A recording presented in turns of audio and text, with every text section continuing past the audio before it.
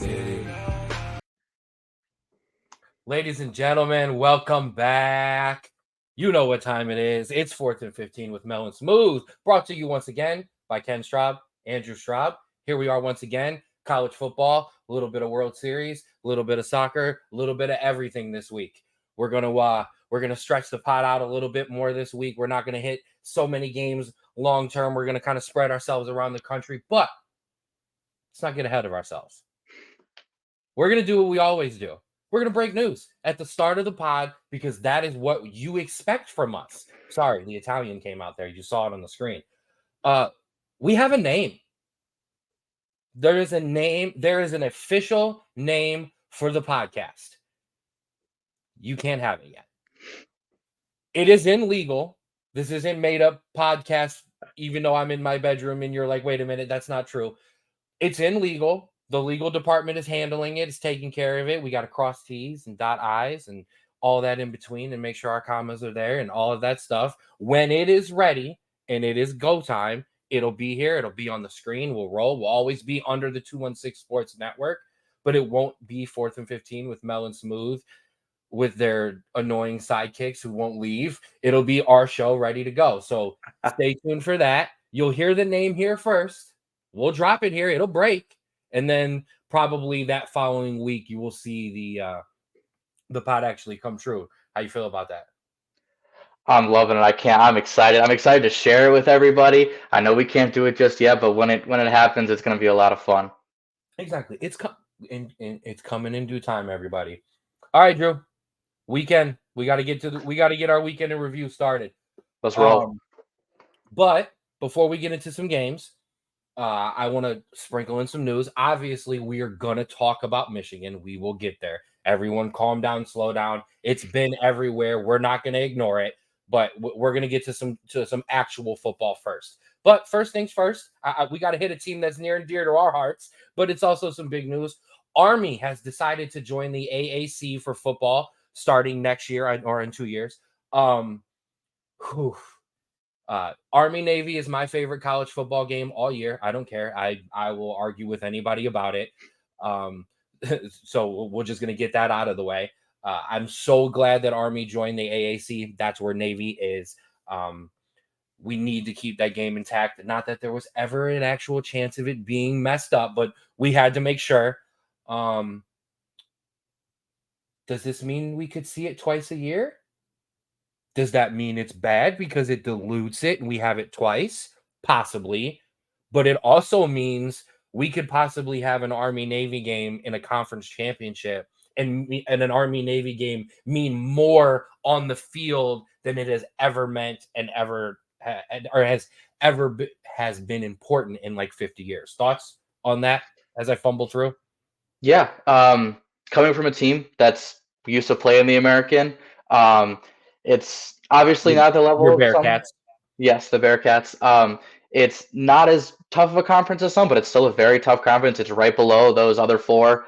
Very, very good, very, very tough. But now that I look at it, if my numbers are correctly, there are 3 teams left in Independence. There is the University of Massachusetts, UMass, the University of Connecticut, UConn, and good old Notre Dame. Bro, when are you joining a conference? I mean, I would absolutely love to talk about how weird it is that UConn is not in a conference in At least for football. football. Like that's just so strange to me. Listen, this is full 100% how I feel.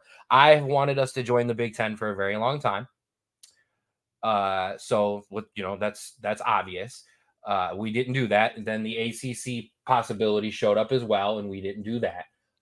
You guys, and when I say you guys, all of you college football people, allowed us to have a seat at the table in the college football playoffs.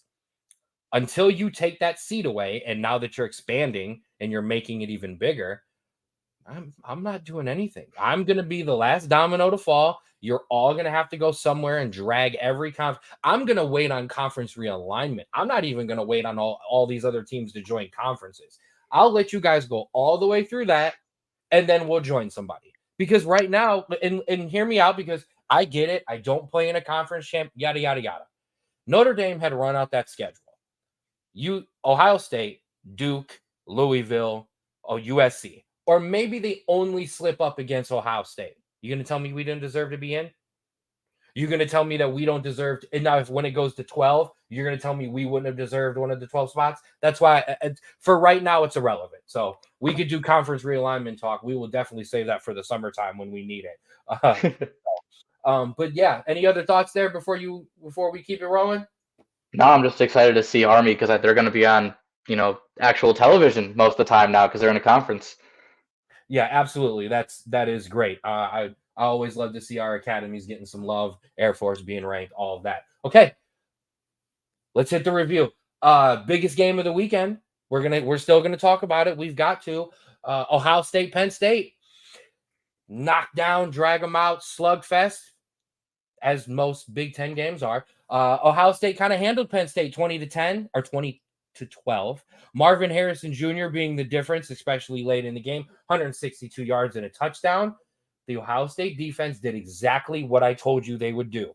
They stopped and got Penn State slowed down enough to get the offense staggering, rolling and going.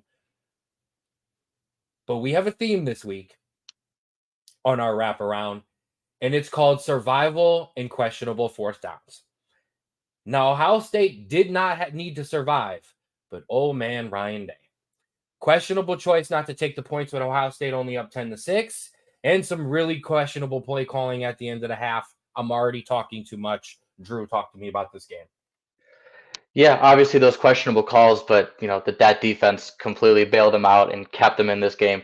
To give you just a comparison, compared to Ohio State's offense and Ohio State's defense, Ohio State's offense is number 39 in total offense, while their defense is number 4. Absolutely stifling. They held Penn State to 240 yards of offense, 49 total rushing yards on 26 attempts. And if we're going back on Penn State, their run against top teams under James Franklin has been terrible. 1-9 against Ohio State and 3-16 versus top 10 teams. While Penn State, a very good team, especially this year, they have yet to reach that elite level that we are waiting for under James Franklin with a lot of these seasons. I couldn't agree more. You absolutely nailed that. You could say we get so accused of me being a homer, and we'll address that later on some other stuff. You could say that they've been Brian Kelly Notre Dame-esque in terms of playing big games. I mean, it's the truth. You're right. You're right. We're gonna call that spade a spade. Yeah, I definitely was disappointed. I was not disappointed in the fact that they lost the game. I picked Ohio State. It is what it is there. I was just disappointed because once again, this is there are some narratives in college football, and some of them have been true. Notre Dame not winning the big game. We won a couple this year, but the biggest one we let down against Ohio State. You also are so you have the Notre Dame narrative.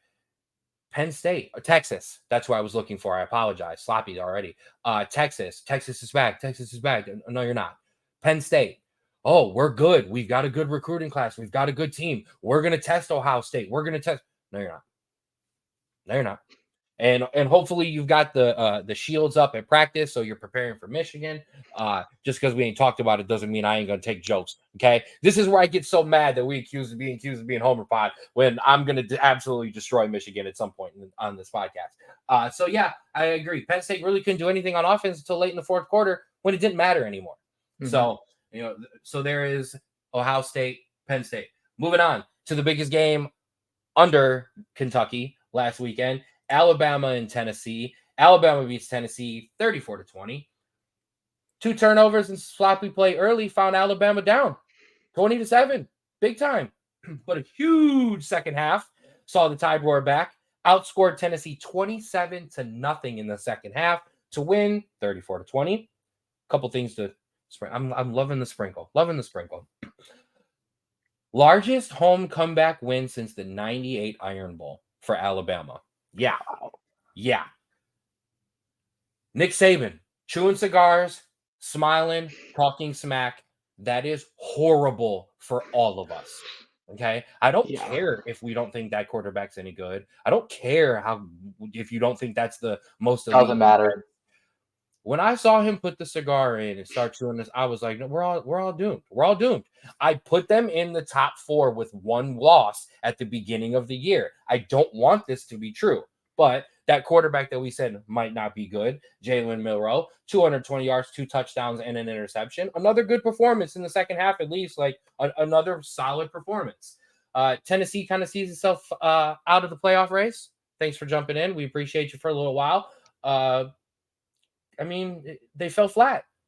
They fell flat in the second half. So I guess it's an important question coming out of this game. The tide rolling, and are the teams ahead of them in trouble? But also, let me know your thoughts on this game. Yeah, starting with this game, the first half, it was looking very questionable. Tennessee rolling on them. The Tide really couldn't do anything. Then second half came around, and Bama did Bama things. You know, going from 7 points in the first half to 27, not letting Tennessee score a single point in the second half. 240 yards of offense in the half. Absolutely, just dominated them. Yeah. And going on your question, I think any season that Nick Saban is coaching Alabama, you have to be scared. It doesn't matter if they lose 4 straight. Any team ahead of them is on the chopping block, and especially after this big win, all the momentum is going their way, and that could be a snowball that leads them directly into the college football playoff conversation. Teaser. We're coming back to that later. I promise you that. Our other big game, Florida State, Duke. Florida State pulls away from Duke late, 38-20. It was a great back and forth game for a lot of it, to be honest with you. We got a little bit of everything. We got a pick six, kick return following the pick six. But Seminoles score 21 unanswered to take down the Blue Devils. When did those 21 unanswered come? After, once again, Duke quarterback Leonard Riley went down with Riley Leonard went down with less than 7 minutes to go in the third quarter. Was it meaningful just beyond the offense? It was a ball game until he got hurt. Like literally, they were in the game. Duke had some chances. However, theme of the week. Let me stop. Give me your thoughts on the game before I continue this evisceration of coaches going forward on fourth down when they shouldn't. Very fair. I'll let you take that. Yeah, Duke was leading going into the fourth quarter, 20-17. They had it, and like you said, Riley Leonard going down. However, he didn't look ready to me. They had 76 passing yards the entire game, so the offense really suffered. But when we previewed this game last week, I said Duke's defense versus Florida State's offense was going to be your main battle, and it was. It was a good And it battle. was for most of the game. But Florida State's offense looking better and better at the end of the game, maybe due to the quarterback injury, but took over the game and just beat up Duke's defense at the end of the game. And it was probably a tired defense, but they showed why there's a gap between the two. Absolutely. And hi, Mom. Mom's checking in early, as she always does. Give her a shout. No, I agree with you. Before I touch on the thing with Duke, Florida State, I think that would have been a closer game had Leonard stayed in the game, but you're right. He didn't look great. The kid's pushing it. He clearly wants to be out there. Now I disagree because last week I gave Duke head coach credit because he was trying to kind of damper expectations, and now he's already saying, well, yeah, he's day-to-day. No, this shouldn't be day-to-day. Sit the kid down. Duke had a chance to go up after his injury. Fourth down analytics. Incomplete pass from the backup cornerback. Florida State turned around, marched right up the field and scored and never looked back. Kick the field goal and take the points. I'm not saying it would have won the game, but kick the field goal and take the points and at least try. I mean, come on. And you gotta know that situation. You're down a quarterback. You don't know how many more points you're gonna get. You don't know if you're gonna get better. Just take the points. Get up. Let your good defense, your defense that has been carrying you through some of these games, put it in their hands. But it is what it is. 100%. A frustrating one on that one. Not saying they would have won the game. Just give your team every chance it can. All right, our last one, real quick, of our big breakdown here. Utah takes down USC 34-32. Cole Becker, 38-yard field goal, takes down USC as time expires. Really shouldn't have been a field goal to win the game because Utah had this game kind of started to be handled, and they let USC back in the game. It's officially over for Caleb Williams and his Heisman candidacy. And like Tennessee and some other teams, USC's title hopes. Thanks for sticking around. USC, you have been absolutely amazing to bet on and to watch at night. Your games will still be meaningful and we'll still watch. But in terms of CFP, thank you. Have a good one. I want to bring up something real quick before we, or no, go ahead. Let's talk about the game first, and then I want to bring up Emmanuel Acho's tweet that he sent out, and he got just taken to task for. Utah came to play, man. Like this is one of my favorite teams. It's been one of my favorite teams to bet on all year too.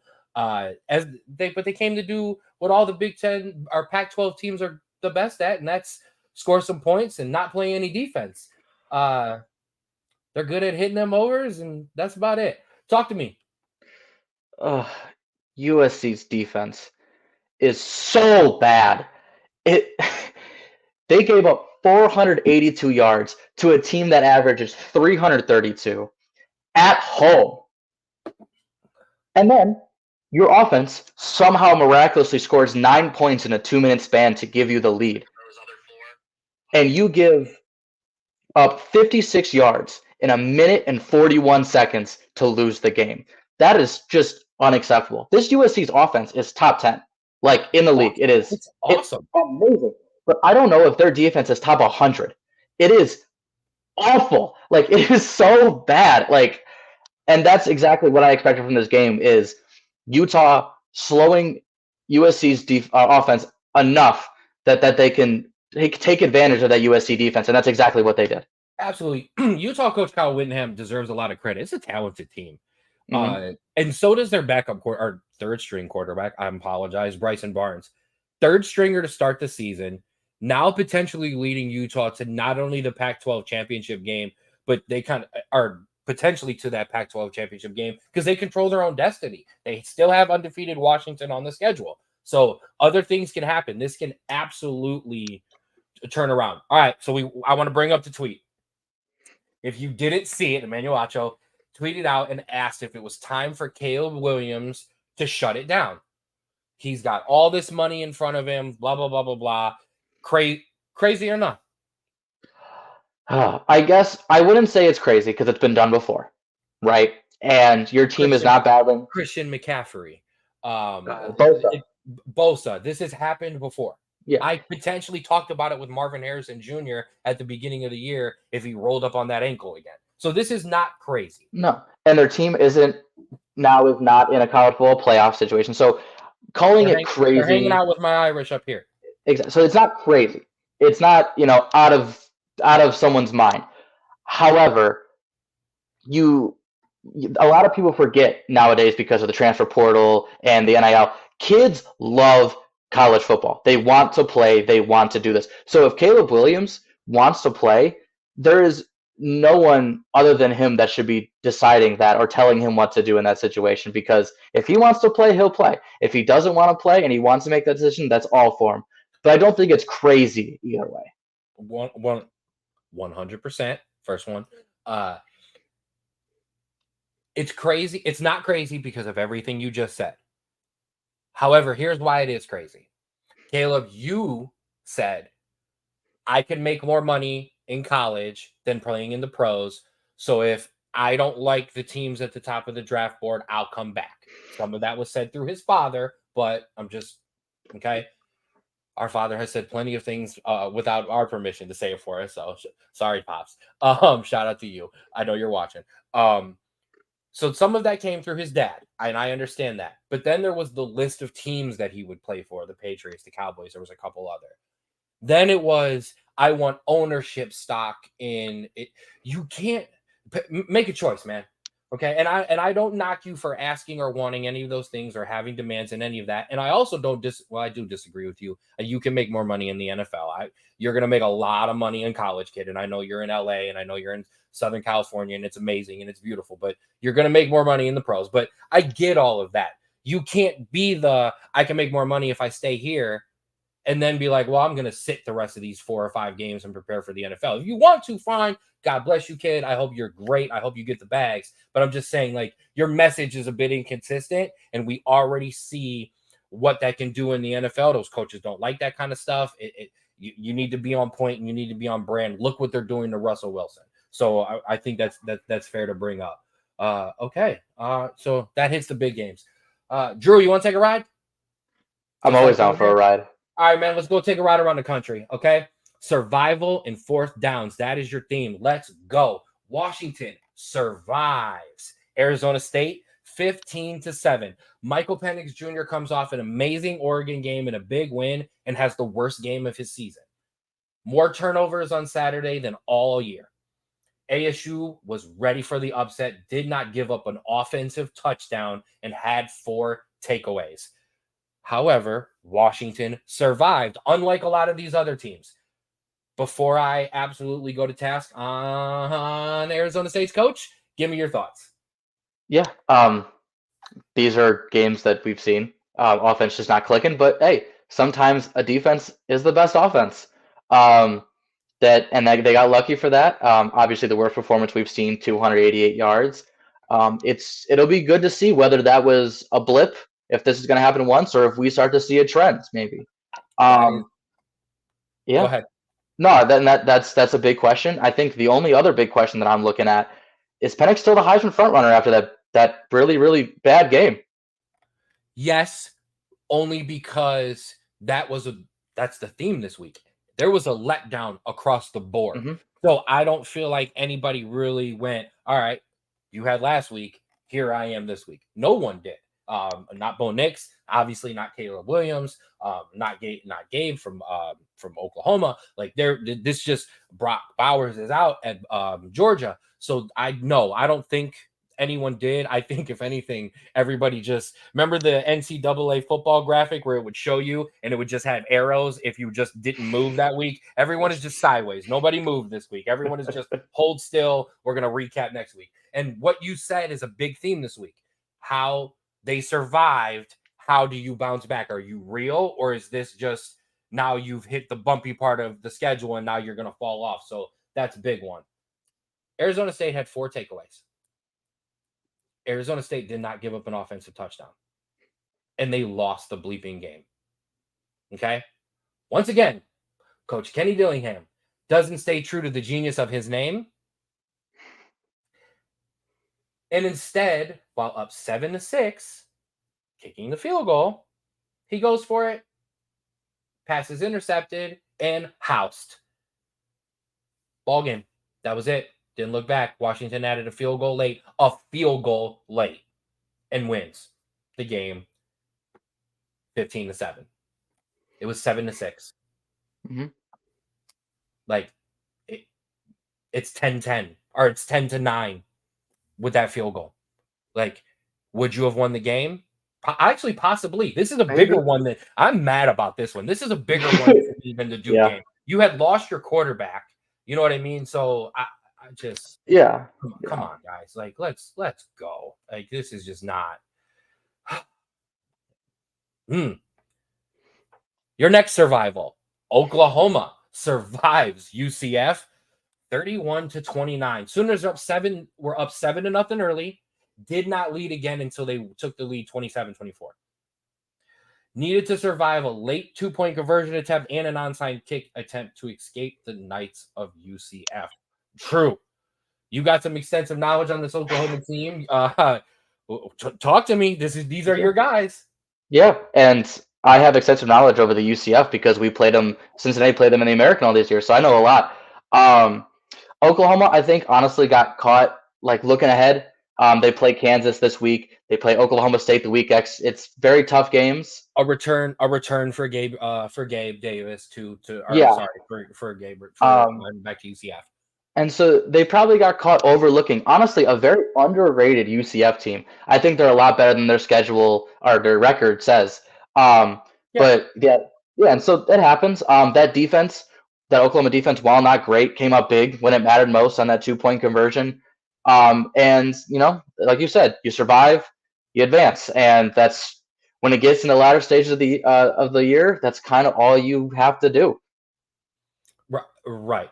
Style. I know style points aren't a thing anymore, but you're gonna have some slip ups. I'm sorry. In the Mhm. 12 game, this is not the NFL. There's no 8 and 8s. Okay, and getting into the playoffs, or 8 and 9s, 9 and 8. That doesn't exist in college. So you're gonna get tested along the way. You're gonna have to survive some games, and like I said, survived.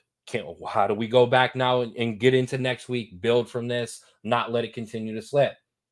Speaking of the Big 12, Texas survives Houston 31-25. Texas was up 14-0 before Houston woke up and made it a game, but Texas survived. We have to talk about it because it's a major point from the game. Is the quarterback injury? Is the injury to quarterback Quinn Viewers. Ewers long term enough to not just derail the rest of the season, but a potential Red River rivalry rematch? Talk to me about Texas hanging on. Yeah. An in-state rivalry coming in. Houston, from what I was listening, was going to take it very, very seriously. It was the first time they were playing Texas a while, and it's always a big rivalry for them. But Texas came up shooting 21-0. But it seemed they kind of went on autopilot after that. It seemed they wanted to just Yeah, like run up the clock halfway through yeah, the second quarter. yep. And Houston actually had multiple chances to really take the lead. But on those two drives, they had a fumble and an interception. And Um, I think Texas was the closest this week of the teams that did survive to not surviving. And I know yeah. that score was a little bit more lopsided than the Oklahoma one was, but Oklahoma was moving the ball. Oklahoma looked good. Mhm. Texas just stalled up at some point and was like, "Uh-oh." Yeah, and to back on your theme on fourth downs, Houston had a 4th and 1 to move to tie the game. They passed it and didn't get it, and it ended the game. Instead of moving it, getting like it was less of a taking a point, but more of just a very dumb play call on 4th and 1 to lose you the game. He did not know. I'm talking to everyone else. Andrew did not know that I was going to do the survival and fourth down bad plays when he wrote his notes. It's just a theme this week. So many dumb fourth down calls. I'm sorry. I'm just going to call them what they were. Okay. So, yeah, and I agree with you. Houston had a chance there, but once again, Texas fell asleep. And then after this injury, and this kid's been banged up a couple times, let's see how they respond. This is a good one. Virginia upsets North Carolina 31-27. Cavaliers came in 24-point underdogs. No, I did not put them in the upsets. I apologize. But you got to give some love to the Cavaliers. First road win against a top 10 team in program history. Virginia's been playing football for a really long time. They're the second team ever to be 1-5 or worse and to knock off a top 10 team. That other one being the 61 Oklahoma Sooners, a team we all remember vividly. I mean, we're all super familiar with that. Shout out to college football final. I stole that. North Carolina. North Carolina coach Mac Brown outsmarting his own 50 years of college football knowledge to go for it on 4th and 12 with 3 minutes left in the game instead of taking the points. And of course, they don't get it. And instead of needing a field goal to win it, they needed a touchdown. Once again, I feel like we're doing the same game over and over again. Talk to me, bro. Like a 4th and 3, sure. Like obviously it's stupid and you want to take the points, but like a 4th and 3, you're like, okay, it makes sense. A 4th and 12 is just dumb. And I It's know there's just three. I dumb. know there was 3 minutes left. Okay, but here's the sprinkle. Well, Ken, there was 3 minutes left. They got the ball back with 30 seconds left on around the 50-yard line. How different is your play calling when you just need 3 rather than 7? I'm 100% right on that. I don't do those kind of things on the pod, but I'm 100% right. Mac Brown blew that. You Yeah. take the 3 points, then you can get that ball back. Now you're good. Mm-hmm. And to You're look at just the you could game have as an went right. entirety. You ran the ball and the kicker sets it up. I'm sorry. Go ahead. No, you're good. Yeah, just to talk about the game entirely. North Carolina couldn't score the last 12 minutes of the game. They were 4 for 13 on third down, 0 for 2 on fourth down, and Virginia had 14 more minutes of possession than North Carolina. So yeah, they obviously screwed up, but the whole game was just a terrible game for them. They didn't score in how many minutes? 12 minutes of the game. So do you know what helps when your team is stalling and it's not scoring and not Scoring points. Scoring points. Right, field goals and scoring points. I hope one of the viewers this week is Kevin Stefanski. Shout out to my boy Nick. Okay, Stefanski, allergic to the points. You're trickling down into college. Yeah, I just once again, same here. Oh, I'm so happy about this one because you're going to hear about it twice. Minnesota, 12-10 over Iowa. However, a very controversial call takes a punt return touchdown off the board and helps the Golden Gophers hang on to win in what we call the exact opposite of Pac-12 football, where this was all defense and offense was all defense, offense was optional. You're welcome on that one. Let me ask you a question. What did you think of the punt return? If you didn't see it, Minnesota punted the ball to Iowa. Iowa player saw it bounce, was running over, and you can see my arms on the pod as he was running. He had his arm out, but he kept going like this. Okay, I understand that they tell you it's up here, it's up here. Looked like a fair catch to me. Okay, it looked like a fair catch to me. And you know who else agreed with me? Joey Galloway, a wide receiver who returned punts. So I'm just. That's fair. Honestly, if I'm a referee, right, I've seen fair catches and getaway signs 1,000 times. Like every game, whatever, right? You see this and like this, where he was mostly pointing and going like this, and you see this or this, and it's clear because they don't want to get smacked, right? They don't want to get swapped. Also, watch our hand signals on the camera before we get canceled.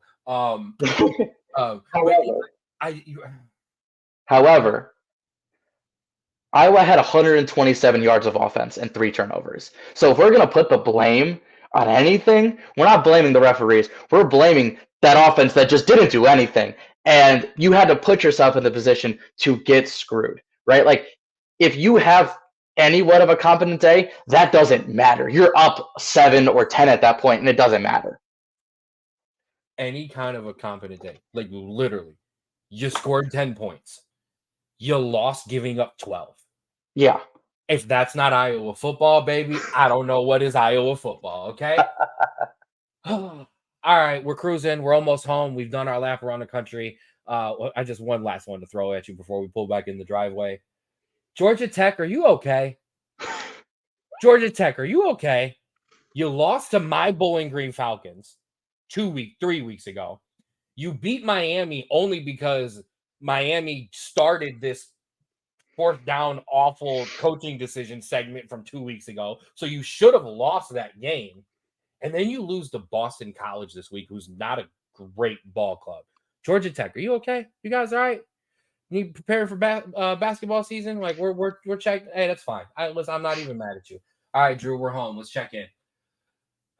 Yeah. It's time for head slaps and chest bumps.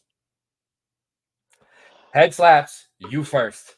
Fine. My first one, Clemson. The defense was good enough. They had 17 points for the whole game, at least through regulation. They had a 17-7 lead at one point, but that offense was bad. The turnovers are still a problem, and you can't just keep a team like Miami in it because they're going to fight the entire time, and that's what happens. And when your offense stalls... Hey, look, man, as long as Miami ain't got to kneel, they're in it to the end, man, all right? Oh, yeah, so that was bad. But my other one, and this really hurts, BYU, you win. You win. I am never picking you again, whether to win or to lose. I picked you to win, and you lost by 33. I picked you to lose, and you won by 13. Take it. If BYU ever comes into this pod again, my answer will be I am here so I don't get fined. I'm not talking about them ever again. Teaser alert. He's going to have to answer for BYU in a couple seconds. No. Any more head slaps? No, I was pretty good this week, actually. Yeah. All right. I got a friend at work. I do have a regular job. I got a friend. His name is Mark. Mark listens to the pod. When Mark hears this, Mark will come find me in the warehouse. Shout out to you, Mark. My first head slap. USC -7. I know. Stop betting on USC. I get it. I'm sorry. Okay, I'm sorry. I'm sorry. Michigan State being close. Listen, we all have blind spots. Rivalry games are my blind spots. Okay, I don't like them. I really I don't. Not in college football. Okay, I'm sorry, I don't. So I'm gonna usually err on the side of caution and assume that they're gonna be close. That just is what it is. And my last one, Auburn. Oh baby, we were there. We were there for that upset. We had it. Just couldn't clip Ole Miss. Chest pumps. Okay. We got to give some dap. You first. Yeah, I have some good ones this week. Actually, I did pretty well. Oregon, obviously, not as big of a win as we anticipated, but won pretty well. Did really good. West Virginia, very similar to what I predicted. They couldn't stop that Oklahoma State offense. 491 yards, 48 points, just ran all over them. Alabama, a little scary at first, but like I said before, Bama did Bama things, got back on track, did exactly what we expected. Utah, like I said, kept it close and came away with a great win. I'm gonna take credit on that one because we disagreed on that last podcast. And last one, Air Force, a low scoring game as we predicted, and Air Force just keep winning. My chest bump's so long this week. Okay, so strap in, ladies and gentlemen. You think I talk a lot when I'm got something to say? Wait till I'm right. First things first. You said it. Air Force, baby. Win, cover, under. Let's go. The holy trifecta, baby. I don't want to say it like that, but absolutely. No, I did not tell you about the points, but I absolutely told you to put it on them winning. I told you to sprinkle them in, and I told you I love that under. Let's go, baby. Okay. Hey, I get a head slap for USC -7. I get my credit for that USC Utah over. I told you to hammer that, baby. Okay, that's now 7 of they were 6. Yeah, that's now 7 of 8 for USC on the overs. Okay, absolutely. That Florida State Duke over. I told you I loved that one. Lock that in. That one ran away. We were good there. My Bowling Green Falcons hit once again, baby. Love you. Shout out to our Bowling Green Falcons. And since it's chest bumps and it's my pod, I'm not waiting till the end. I'm giving these now. Not only did we do not so bad on college football this week, our 5-team soccer parlay hit from last week. Yes. So if you were following in and you stay tuned to the end, we're making money all over the place. Okay. Our Chelsea tie hit for the upsets. Shout out to you and your Blues. I went on the wrong side. Okay. Shout out to you for making us some more money. Okay. This pod, and I can bring up the notes because I have them, started in a Facebook group. You have heard me talk about this multiple times. So I started in week 1. I then rolled over into the podcast. Now, the first couple weeks, I didn't give you as many picks as many bets. I'm going to give you some more this week and kind of get back to what was the establishment of the first start of the pod. I'm saying that to basically say this. I'm 67-36 since week 1. Okay. On all use, likes, bets, take this team, like this over. Okay. We're bringing you good stuff here. I'm telling you, tap in with us. We got you. 7-3 last week. Okay. So we did not do bad. Okay. But like I said, we're going to hit some heavy picks this week. Oh, soccer wise, 3 of our 5-team parlays have hit over the past 7 weeks. Okay. That is amazing. 3 of 5 upsets. Okay. Chelsea hit this week. West Ham did not hit this week. I'm sorry to my son's teacher. Shout out to her. She's big hammers. All right. Let's keep it rolling. Top 6. Most important. It's coming. We are officially going to get trumped here in a couple weeks where the committee is going to give you their top 6 on Tuesdays. We're going to tap in with you on Wednesday nights, give you a recap of that top 6, give you our top 6, and go from there. Mine has not changed. I still have Michigan. I still have Georgia. I still have OSU. And I still have Florida State. I know you have some different ones. So I want to run through real quick. We'll start with my number 1, Michigan. And it's time to do it. It's time to talk about it. Michigan is in full Patriots mode, full Spygate, full Deflategate, rally the troops in. Does a scandal really hurt a Wolverines team that is back against the wall, us against a mentality, a rabid or scared Wolverine, you could say? That is just awful. Corn emojis everywhere. But also a team that was wearing free Harbaugh shirts at the beginning of the year. You really gonna give this team more motivation? Okay, but we got to talk about it. Michigan's being accused of stealing signs. Before I eviscerate what I think of the opposition on that, tell me what you think, and tell me what you think about Michigan. Yeah, well, Michigan, obviously a really dominant team so far.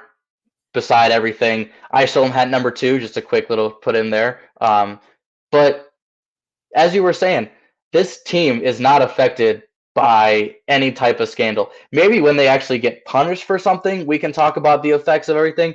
But right now, this team is solely focused and they love Harbaugh. They are fully invested in this program, this mentality, and it will not affect them until actual stuff comes down. But yeah, right now, a lot of stuff coming out is a little interesting. Okay, so number one, nothing's coming down this year. I don't care what anybody says. Do you not watch college football? The NCAA does not move like that. So nothing is coming down this year. So get that out of your heads already. And I'm gonna tell you right now, that picture of Harbaugh running down and chasing the interception and posing with the picture, that is the picture that is going to be this season if Michigan makes a run. So mark my words on that. All right. So here's how I say this. Okay. I played soccer in college. Can't steal signs in soccer. Okay. So obviously my game that I played on the field was never affected by sign stealing. But I like what the players are saying. I've not heard many players outraged. Okay. Seen a lot of players just going, okay, I mean, this is what it is. Compare it to when the Astros got caught and players were literally throwing their own teammates under the bus who had played for Houston or for Boston. It was a mess. Players still will throw shots at Astros players for the sign stealing allegations. It's a little bit different when, and shout out to Coach Prime. It's different when you know the curveball's coming, like Coach Prime said. In football, you still got to stop them. And this is the best. Everyone has now seen the clip of Ohio State, Michigan, where they show Ohio State turn to the sideline, get the play call, turn back in. The Michigan sideline explodes. Michigan changes up the defense. They gave up a touchdown on the play or on the Yeah. drive. Yeah. And I think the play. Come on, guys. Come on. I didn't know my iPhone was the biggest recruiting tool of all time. Why aren't you changing your signs up anyways? Yeah. It's That's it's normal. it's routine to go and watch the other teams play that you play against, like, absolutely. And I'm sorry, when they holding up signs of, Jose Ramirez's head and something else, and as you're asking for your signs to get broken. So I'm sorry. I'm not I'm not a Michigan fan, okay? I'm a college football fan. I gotta call it what it is. And I think this is overblown. Yeah, somebody probably gets suspended and blah blah blah blah blah. Michigan is in the NCAA crosshairs right now. So I'm sorry. They could have sneezed in a box that they weren't supposed to, and they would have been investigated right now. I'm not saying nothing will come of this. I'm just saying. So that's what I have for Michigan. Georgia, I have as number 2. You obviously have Georgia still at number 1. Their first real test without Brock Bowers coming up here against Florida, the world's largest outdoor cocktail party. I know that's not politically correct to say anymore. I know you're not allowed to call it that. It's the Georgia-Florida, Florida-Georgia line rivalry game thing. Sure. It's the world's largest outdoor cocktail party. Big game coming up for Georgia. Georgia still number 1, but It's close. It's close. I agree. Slim. Ohio State, my number 3, your number 3. Listen, the message for Ohio State from this point forward is very clear. Survive, stay healthy, close practices, be there for Michigan. I mean, that's what it is. So Mm-hmm. I want to address a thing that I've gotten some heat for, which is that I'm anti Ohio State. That is not true. That is not true. I have given more love to Marvin Harrison Jr. than I think I have given to any individual player on this podcast because that guy is amazing. I've already tried to request in my fantasy league to make him a keeper. Okay, that doesn't make any sense, but I don't care. I'm drafting him in the first or second round. This is why I don't win. There's a reason you don't get fantasy football things here. I didn't start a defense and a kicker this week, and the group chat was lighting me up for it. Listen, man, pod duties, man. The fantasy is everywhere. We're firing GMs and coaches everywhere. Let's get back on track. I like this Ohio State team a lot. I think Ohio State's coach is not a CLOWN, but he's very close. I'm not a Ryan Day fan. I don't think he's a great coach. I don't know what 80-year-old is Lloyd Carr around. Is he, or no, it's Wisconsin this week. I'm sorry. Ryan Day saying this week is not about Ryan Day after all of the things Ryan Day has done this year is the most Ryan Day thing of all time. You arguing with 80-year-old Lou Holtz. You're going to argue with Lloyd Carr probably before the Michigan game because you obviously don't want to smoke with Jim Harbaugh. I'm tired of it. And the reason I'm tired of it is because Ohio State, you're good. You're good. You're getting in. There's no questions. There's no, no. You take care of business and you're in. No one disrespects you. You get all the love. I don't want to hear this Ohio versus everything from Ryan Day. You have one of the most talented teams in the country. Now, is this your ploy because Michigan smacked you around 2 years in a row?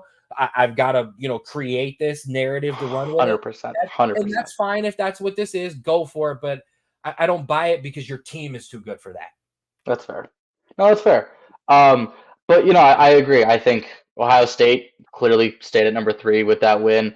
I sort of agree in the terms of I don't think Ryan Day is a top tier head coach, but I mean, this is what Ohio State does every year.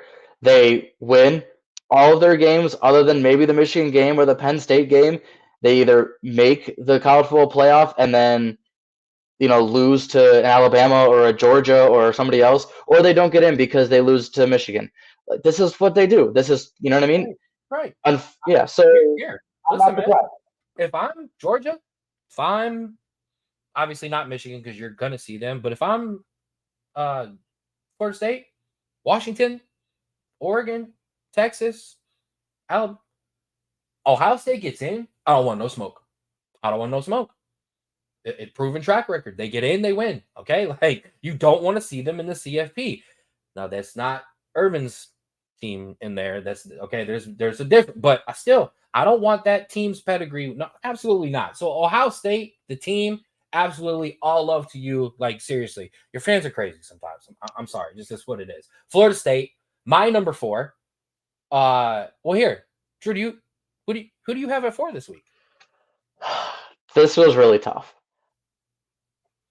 There was two thought process that went in my head.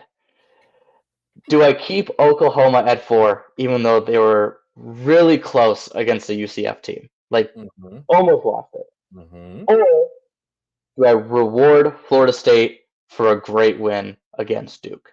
And not just rewarding Florida State for a great win.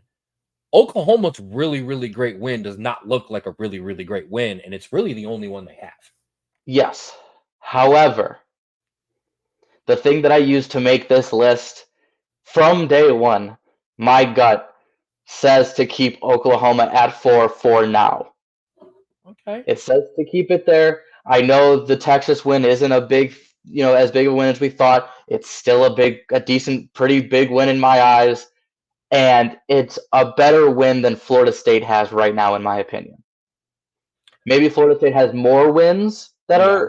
I think the combination will take care of Florida State in the end. But yeah, you're not wrong. You're not wrong. I had to give you a little bit there. It's this thin. It is another bad game of Oklahoma and a good win of Florida State away from flipping. That's what I roll for Oklahoma. Win's a win, right?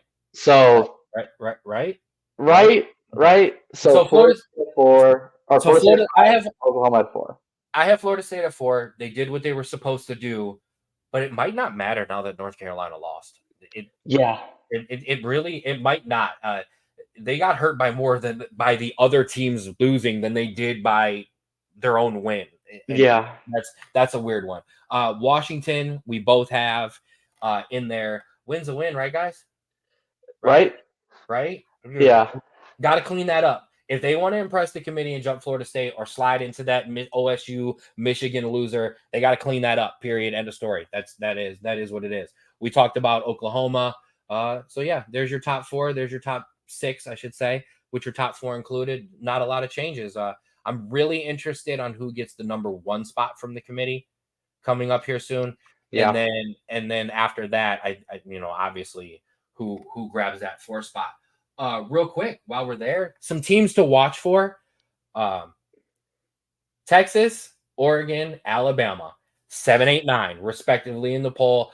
Just buying their time, kind of waiting, except for Texas. I don't care. My Oregon State Beavers are in at 11. Utah at 13 as the Pac-12 race is wide open. Notre Dame, if there's some chaos, maybe. Nah. You can't lose to a team that lost to Pitt and expect to get in. I'm sorry. I know. Missouri, got to give some love to Missouri. They're sneaky good. And they've got a matchup with Georgia coming up. So Missouri can mess this up for everybody. Some love for Air Force.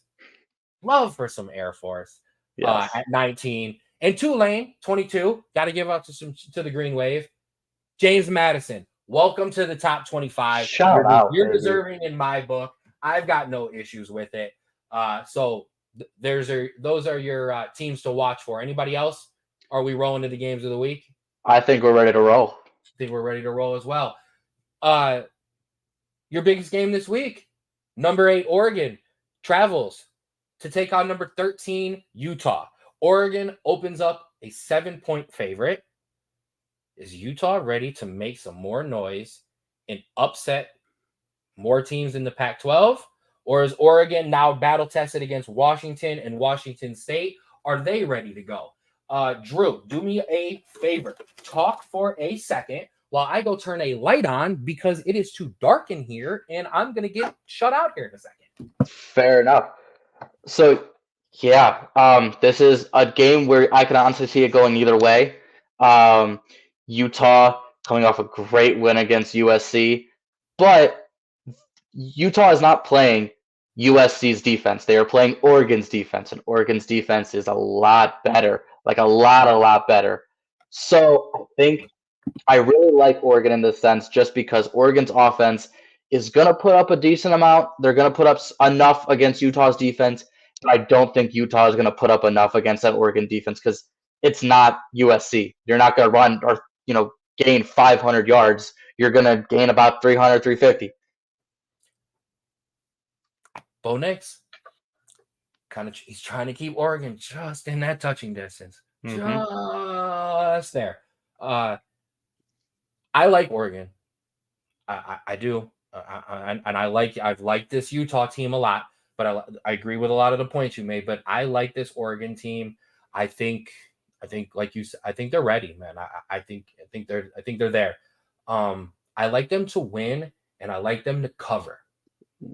Okay. And I love the over of 48.5. I really do. I mean, these are Pac-12 games. Like the points are going, guys. The points are going. So yeah, I like Oregon. I like Oregon to win and cover. I like the over prediction. I like Oregon by I'd say 10, maybe 14. Don't be. You be careful. Give me points. Give me picks. Don't give me points. I'm messing with you. Our other big game, number 20 Duke at number 18 Louisville. Louisville opens up at 4-point favorites. Man, this game was lit 3 weeks ago, bro. This game was. Could you imagine this game now? Even after if Duke had just lost one of those games, or if Louisville had actually not absolutely laid an egg the next week after the Notre Dame game, the game would be lit. Riley Leonard, I don't want to talk about you during this game next week. Not in a bad way. Shut it down, kid. Seriously. Done. Can Duke continue to kind of get up from being beaten down from those Riley Leonard injuries? And can Louisville, after a week off, respond to the Pittsburgh loss? Talk to me. Both teams could really use a win. But if Louisville can strangle the run like they did against Notre Dame, they have an amazing chance to win. because Duke's passing game with or without Riley Leonard is almost non-existent. So if Duke has a chance to win, the defense has to step up in an incredible way. But it's a much easier route to win for Louisville than it is for Duke. It is, exactly. The key for Louisville is right there. Control the line of scrimmage like you have in the games that you've won, and you're going to win. And you're going to control this Duke team very much so. If Riley plays and he plays the entire game, I think Duke can win and cover. But I don't think he is. I don't think he should. So I like Louisville to win, and I like Louisville to cover. Okay? I like Louisville to jump in, and I like them to cover those 4 points. I also love the over here as well of 46.5. I do. I don't know about that. I disagree on that. And the reason I say that is I think Duke can put up some points, and then I think Louisville takes care of business. But fair. I like the disagreement. I do. Oh man, Drew, I forgot beer. We gotta go for another ride. So. I know it is what it is. We gotta go for another ride. All right, let's go now. Let's go around the country some more. Start with me. Pitt at number 14, Notre Dame. Notre Dame minus 20-point favorites. Notre Dame Pitt games usually close, okay? But I think the Irish have learned from the big games and the big losses from up and down, and I think they take care of business against Pitt Irish by 3 touchdowns. 1, 2, 3 touchdowns. What do you got for me? Oh, that's a pretty bold take. I still can't put any confidence in this Notre Dame team, just how up and down they are. And this Pitt team, maybe because they got up, but they did beat the Louisville team that beat you. So with all that being said, so Pitt's better. With all that being said, Notre Dame by 14. Lock it in. I did not lock in Notre Dame by 3 touchdowns, but I think they can pull away. Also, all right. Also, real quick. Yeah. Don't lose. Because if we're talking common opponents, my Bearcats beat Pitt. And if you lose by the transitive property, UC is better than Notre Dame. Just putting that out there. I would whoop you by 3 touchdowns. Let's just keep it going. You said that 2 years ago. Yeah. And Desmond Ridder, the worst quarterback in the NFL. Indiana we're pulling away, and I'm leaving you if you don't get in the car. Indiana at number 10, Penn State. Nittany Lions open up 32-point favorites. Betting wise, everybody was like, okay, here's the rebound after the Ohio State game. I understand, and I agree. I think Penn State's going to come out hungry, and I think Penn State's going to come out flying. What do you think? Yeah, Penn State has been great all year at beating worse teams, and I think that's exactly what they're going to do. Maybe not to cover, but I think they're going to win comfortably, at least 3 or 4 touchdowns. I think Penn State can cover. That's fair. I said they wouldn't cover, and they put up 63 on UMass. Now, I understand that was the week before the Ohio State game, and now they deal with the Ohio State. And Indiana, which is marginally better than UMass, so. 100%, but Penn State big. Penn State big, okay? Like, that's not even a joke. All right, let's keep rolling. Number 4, Florida State at Wake Forest. Florida State opens up 20-point favorites. Jordan Travis kept them steady last week, and this week looks to show out after a 2-touchdown, 1-interception performance against Duke. Tell me a reason why the Seminoles are not rolling big and covering and showing they're the ACC best. Can you give me a reason why? Because if there is none, don't. And let's just keep it rolling. But I got the Seminoles rolling big, covering, and showing out. Yeah, and they've proven that. They are massive favorites, and I am this close to believing the hype and getting on the train. Florida State, I need you to prove me wrong, because this is such a trap game by every sense of the word. I have them winning, but by a touchdown or less.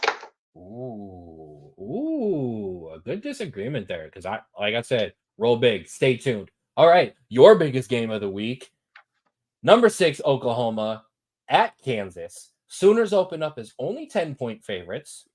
Okay, so some love for your Jayhawks. Okay, if I got Oregon State, you got Kansas. Dylan Gabriel, I just absolutely butchered your name for the first 25 minutes of the pod. I apologize, my guy. Dylan Gabriel, Heisman candidate, continues his Heisman campaign, 19 touchdowns, 3 interceptions. Where he goes, where he leads, Oklahoma will go. Sooners get back in Texas form for me, and I think they take care of your Jayhawks.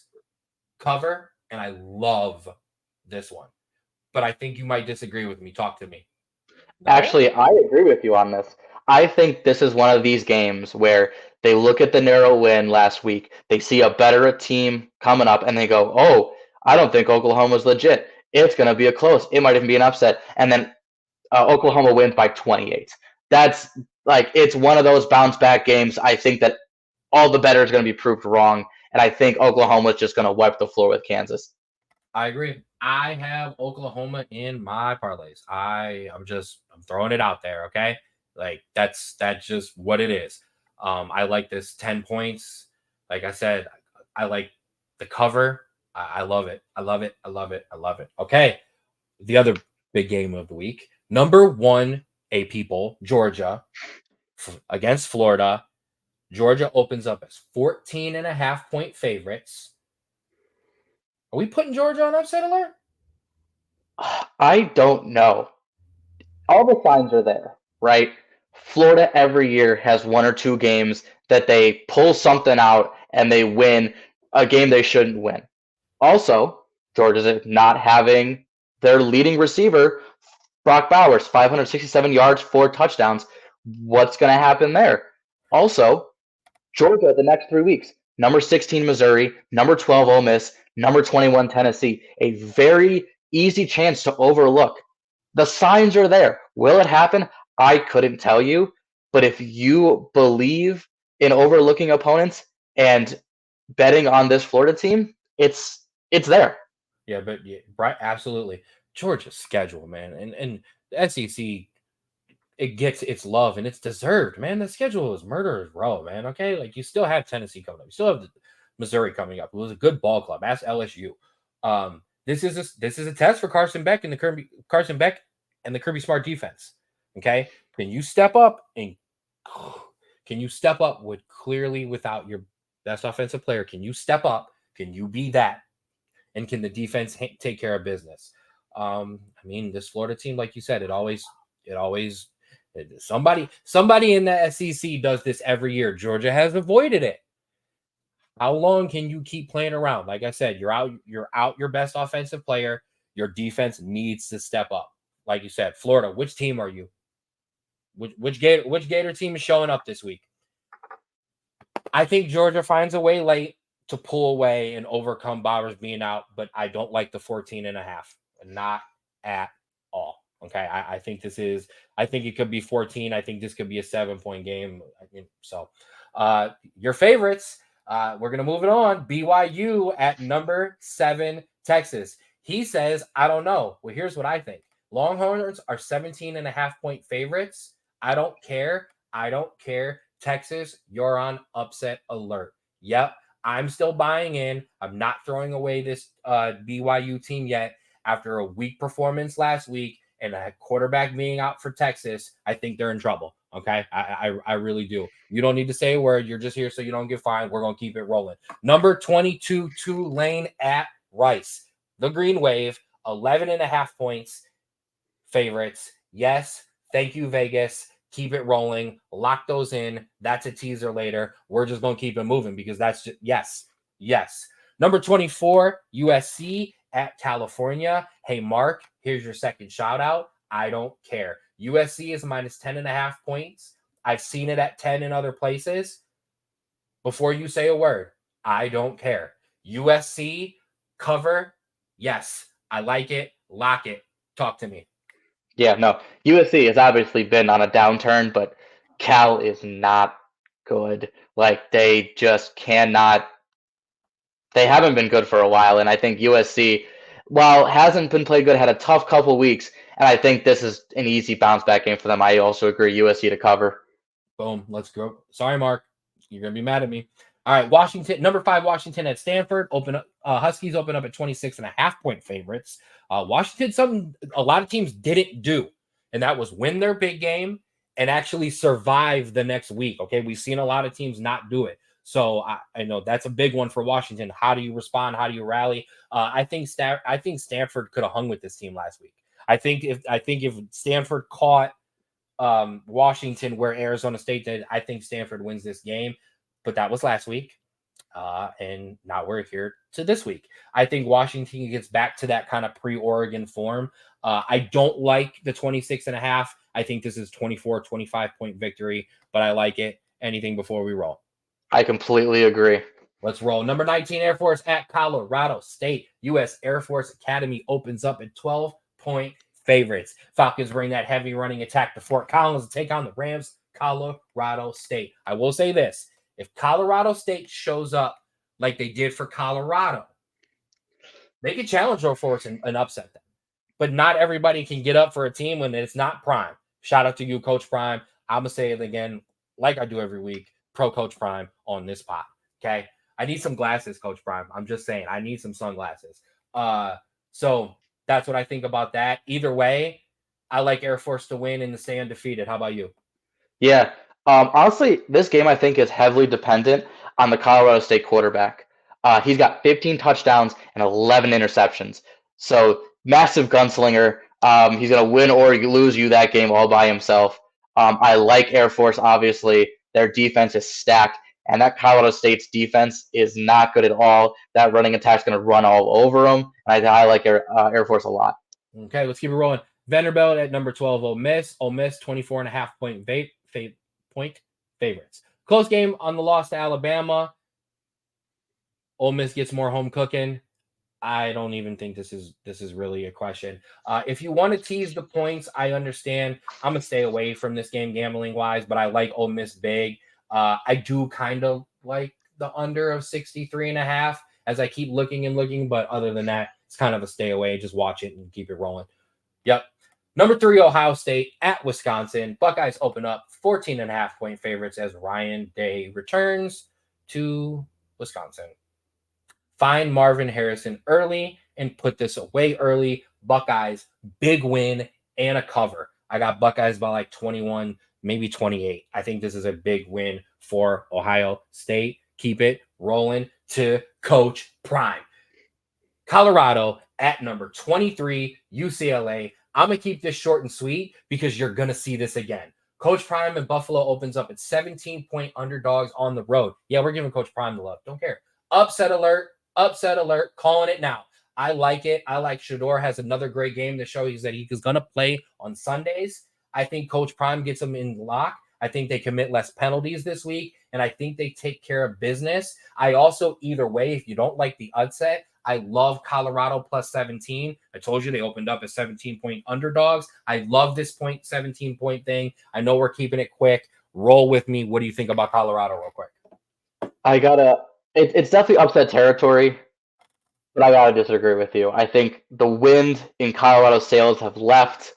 I think they are a good team, but I think that poor defense is really starting to show. I think that UCLA offense is really going to take advantage of that. And that UCLA defense, I think, is good enough to at least slow down the Colorado offense enough where that UCLA offense is just going to cook that Colorado defense.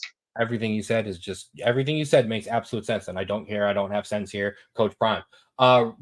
Number 17, North Carolina at Georgia Tech. Sorry, Georgia Tech. UNC 11.5-point favorites. I don't care about last week. Drake May, UNC respond big and cover.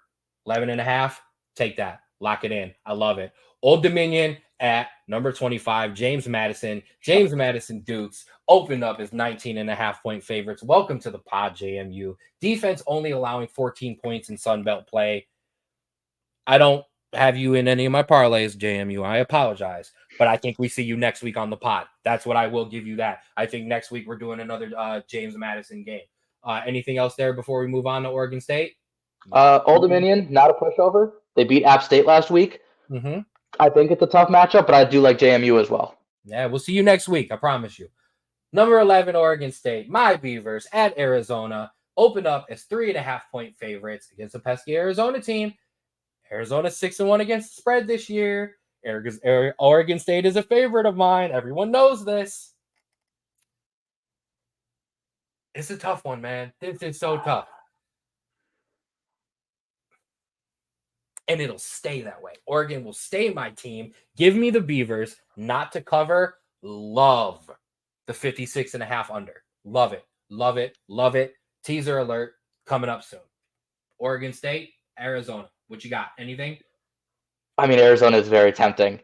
And I know you call Oregon State your team, but I also am in love with Oregon State. And so while Arizona is very tempting to give the upset, I gotta stick with Oregon State. I understand.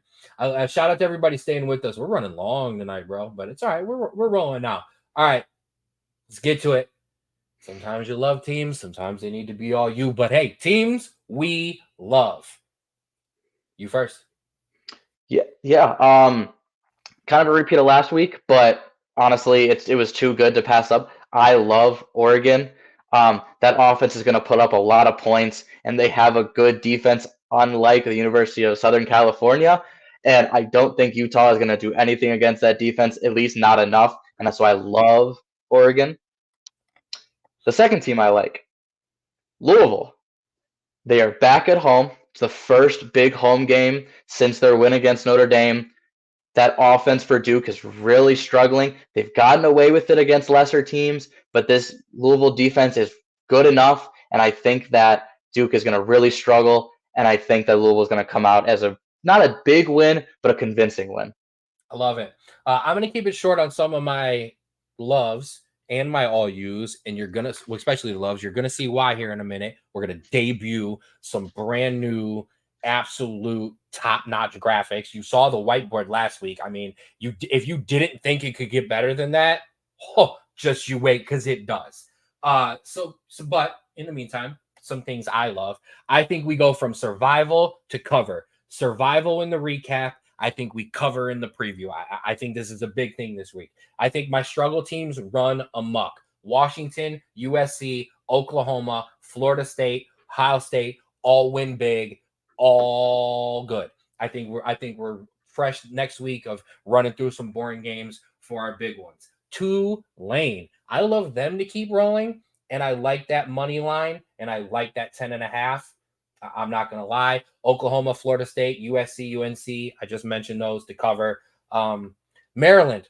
I think Maryland is back. Yep. I can't quit them. I think Maryland is back, and I think Washington State is back. Okay. Don't break me again, guys. Please. But I think they're there. Okay. I think there's some sprinkle. Stay tuned. That's coming. All you. All you. We're gonna switch it up. I told you were gonna start. I'm starting. I'm a happy guy this week for my all use. Okay, I love a lot of stuff this week. Georgia, Florida. I love this game. I can't wait to watch it. I don't want to touch it. I don't want. I just don't. I don't want to bet on it. I don't. Okay, I'm not gonna give you something I don't feel confident about. Okay, so there's that. Tennessee. Sorry. Tough back to back games, and now you get a Kentucky team that is no slouch. Okay, not at all. I know you're gonna touch that. So there's that. And here, more love for your Buckeyes that I are for the Buckeyes that I don't apparently give love to. All you, Big Ten, OSU, Wisconsin at 7:30, but Michigan, Ohio State at noon. Figure yourselves out. Okay, I know that's the rivalry game and you play it at noon. I don't care. That should be 7:30 under the lights. I don't want to watch Ohio State play Wisconsin at 7:30. I want to watch them play Penn State and I want to watch them play Michigan. Get it together, Big Ten. All yous. All you. Yeah. I have to disagree with you. I have one and only one all use, and it is Kentucky. I do not like Kentucky. They just came off back-to-back double-digit losses in their past 2 weeks. They're only gaining 5 more yards against their opponent on average, and they're coming against a Tennessee team that I think had a more disappointing loss in their loss to Alabama, and they are probably going to be desperate to bounce back and not have this, snowball into anything. And so I do not like Kentucky at all. You don't like Kentucky. I don't like Tennessee. We definitely have to check in on this one then. Are we ready? This is great. All right, ladies and gentlemen, it is time to talk about our bets. Sorry, I'm changing graphics on the screen. Computer is yelling at me. You see it. Betting. I love to talk it. We love to talk it. I always got good stuff for you. No whiteboards this week. Ladies and gentlemen, your bets that I like this week, right here, baby. I'll slide over. You still see me. You still see Drew. We're here. Lock them in. My favorite parlay. I like the Oregon Utah over. I like the Duke Louisville over 48 and 46 and a half. And I like it locked in with the Oregon State Arizona under 56 and a half. I don't want to get sued. So obviously the first one's FanDuel, second one Bet365. Pick your poison, whatever you want to mess with. Plus 581 there, plus 595. I know you disagree with the Duke Louisville over. I like this. I'm sorry. What I do like, if you want to switch a little bit, I'm not budging on the Oregon Utah over, and I'm not budging on the Oregon State Arizona under.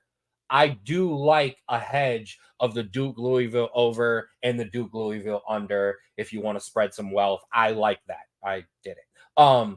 Your sprinkles, you see them. Oklahoma -10, love it. Lock it in your parlays.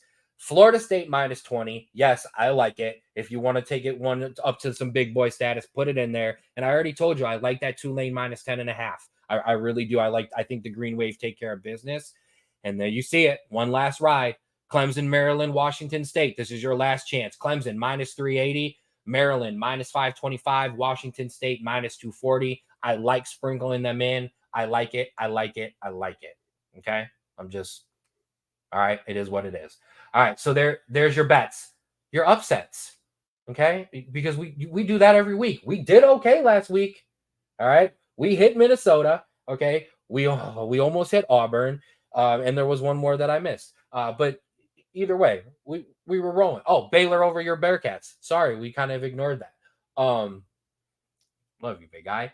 Our upsets I of was the week. okay with us ignoring it. Oh, I know you were. Our upsets of the week. You see them right there. I like Colorado over number 23 UCLA 580 575 FanDuel Bet365. Pick your poison. I like BYU over number 7 Texas. I'm not giving up on BYU. I will say these are not in order of how I like them. Colorado is number 1. BYU would be my last. And yes, sir. Yes, sir. The Cincinnati Bearcats over Oklahoma State. Yes. Plus 245, plus 250. Don't say no to my bets. Okay. You don't tell the Listen, people that. All right. some may call me a pessimist, but the other two, sure, lock them in. If you want to lose some money, bet that Cincinnati game. But honestly, I don't know. Maybe I'm just a pessimist to my own team. We'll see. You absolutely are. I mean, but listen, I'm not going to give you cheap upsets. Okay. We're going for it here. Okay. And we've been good on upset picks. So I'm going to roll with this. All right. I like it, regardless of what he says. Colorado, BYU, Cincinnati, like them, lock them. I bet on them. Okay. So that takes care of that. All right. Moving on. Yeah. We're going to switch it big time this week. Okay. We're going to touch something that we have not really touched a lot on because I don't like jumping in the middle of series and playoff runs and stuff like that. But yes, we're going to talk some baseball real quick. World Series starts Friday. Texas Rangers, Arizona Diamondbacks. If you haven't been paying attention, that's who's playing in the World Series. Real quick. Both teams coming off of Game 7. Rangers with one more day of rest. But before we get to the World Series, give me a quick recap of the MLB playoffs. Little bro. Yes, this was a weird one. Both top teams in each league, very disappointing ends to their season. The Orioles not winning a single game, and the Braves only winning one after coming off an absolute monstrous season. And speaking of those early rounds, they were all blowouts. The closest series only went 4 games. But as we got later on, especially the ALCS and NLCS, they both went to Game 7s. Obviously, the Rangers handedly winning over the Astros. And the Diamondbacks beating the Phillies in a very close game. Talking about this quick matchup, honestly, most won't hate it. It's the 5th in the AL versus the 6th in the NL, and most importantly, no Yankees, no Astros, and no Dodgers. I mean, come on. Now that's going to be a rough one for me, considering I root for the Cowboys, Notre Dame, and Manchester United, like the holy trinity of we hate you as a sports fan teams. All I need is the Yankees sprinkled in there or the Dodgers, and I'd be locked in. This is a great World Series. I'm sorry. If you like baseball, this is going to be a great World Series. I was pulling for Philly. because I was betting on Philly. I was pulling for Texas because I've been betting on Texas from the get-go. Texas has been a good team, but let's punch into the World Series.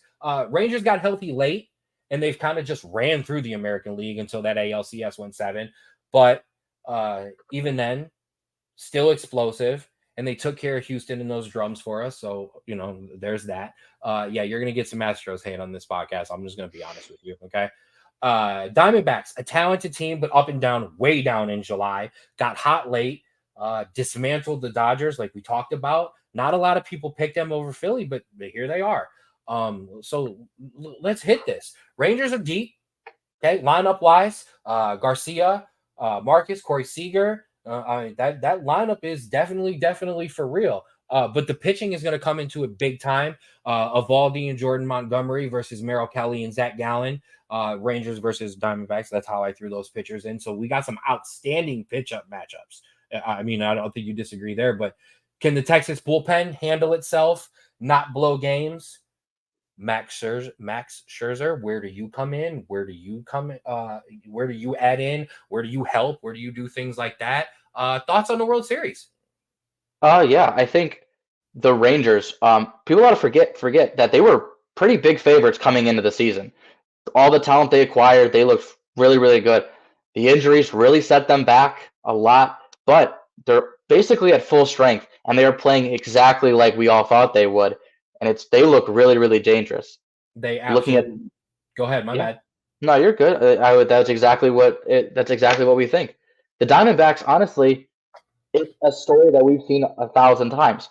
A team kind of hovering at 500, maybe a little over, maybe a little under, and then that last month and a half of the season, they become scorching, and they ride that all the way through the playoffs until at some point it dies. Now, the big question is it going to die in the middle of the World Series, or are they going to be able to ride it through? If we're looking at if we're going off of matchups here, I like the Rangers based off of pure talent. They're getting everyone back. They look completely dominant. They beat a team that we all thought was going to go to the World Series again, which was the Astros. But I think it goes more than 5 games. I think the Diamondbacks take a couple games early on based off of that hot run, but I think the overall talent of the Rangers puts them in at 6, maybe even 7. But I like the Rangers. Teaser. We've got a screen coming for your baseball bets, so just stay tuned. I agree with you. Diamondbacks up and down, and then like you said, hot and rolling. A funny story. I obviously been watching the baseball playoffs, but I don't know Arizona's lineup through in 1 through 9, but I've watched them play many times. I look up and Evan Longoria is absolutely smashing the ball, and I'm like, that's not same thing. That's not Tampa Bay Rays, Evan Longoria. Yep. No, it's not. It is, and I'm just absolutely still rolling. My first thought when I saw him was that the dude in the MLB video game, the cover athlete for the Rays in like 2011? I was like, how is it the same guy? Evan Longoria still getting it done. But what you talking about? Yeah, Carol Corbin and Corey Seager up and down at the beginning, or hot, cold. Both had big game 7s. Who gets hot again? And I think that's going to win this series. Bruce Bochy, some manager love. He's been there, done that, got the rings to prove it. Don't sleep on Luvalo, okay? With the Diamondbacks, don't. He's a quality manager. Smart money is Texas in 6, okay? All right, that's what it is. Oh, speaking of that, ba-boom. Okay, so smart money is, Texas in 6. I've loved them the entire side, but man, these Diamondbacks though, and I'm actually going to pull that back down for a second. I'm going to put it back up. These Diamondbacks, man. And I got to give a shout out to our cousin Nate. Nate's loved this team all year. He's been driving me insane every time we make up baseball parlays every day, wanting the Diamondbacks in and overs and under. I know I should just take Texas, but in my heart, like, this reminds me of the Diamondback series. They went 7. Schilling and Johnson. We've all seen it. Luis Gonzalez would a walk-off. Give me the Diamondbacks in 7 again. Yes, I like it. I like it. Bets for your World Series. Popping it back up. Here we go. Lock these in. Rangers opened up at -7, 174 for this series, -162 for game 1. Arizona, as you see, plus 148 for the series, plus 138 for game one. However you feel it goes. That's okay. My MVP odds. I mean, this is a big thing. So obviously Corey Seager is the favorite at plus 550, but I like the next two. Garcia and Corbin Carroll plus 1,000, plus 550. I really, really like those two. I may have some money on both of those. If you're going deep, if you want a sleeper, Zach Gallen, Jordan Montgomery, if you think, pitching wins this and a pitcher comes through, I really, really like that. Your total bases, accumulative along the series. Once again, if you think the Diamondbacks are going to win, I like Carroll to have those the most hit or most total bases. And I like that. I like Marcus Stroman in there for the Rangers. I like that plus 700. I think that's tasty. I like that. I 100% agree with you on games, as you see. I have a split between 6 and 7, as you see, both plus 205. I absolutely think this goes 6 or 7. I don't think 4 through 5 have a chance. Watch us be absolutely miserably wrong, but that's exactly how I see that. Once again, let's keep it rolling. Lot to get through today. Okay, let's keep it moving to our last sport, but our favorite. You know what time it is, ladies and gentlemen. It is time for some soccer. Okay, it's time for some football. All right, it's time for us to bring it to you. So let's do a quick EPL review. We gave you some games last week, and like we did with our college football, where we kind of jump back through those, we're going to do it again this week. So let's start out with the Merseyside derby. Liverpool 2, Everton 0. We knew this was kind of coming. I want to give some love for one of my all-timers, though, who I never originally liked, but then when he came and was bought by Manchester United, I absolutely fell in love because, do I love a man named Ashley Young. Shown a red card after two very unveteran challenges. Liverpool took over from then. Everton tried to hold their own, but a Mo Salah double, won a penalty, and won a nice finish. Take care of the Merseyside derby. Should it have been 10 versus 10? Maybe. Liverpool remain fourth. Everton remain very dangerously close to the relegation zone. Only 3 points shy. What do you want to throw in there? Not much really. They got unlucky with, getting a red card early on, had to defend the entire rest of the game. They held on pretty well, but Liverpool, they were patient. They waited till they were, caught out, took advantage. Good, solid win that we saw coming. Absolutely. Everton hung in for as long as they could, but All right, our next one. Manchester City 2, Brighton Hove Albion 1. Julian Alvarez takes the lead early for the 7th minute. City kept the pressure and the press.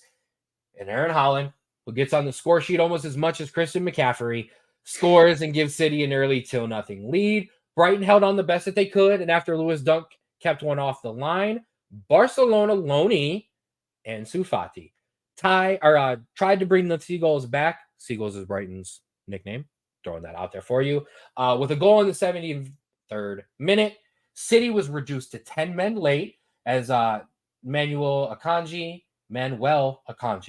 picked up his second yellow, seeing red, but City hang on to win as we do what they said they would. They come in after the international break and win and pull within 2 of Spurs.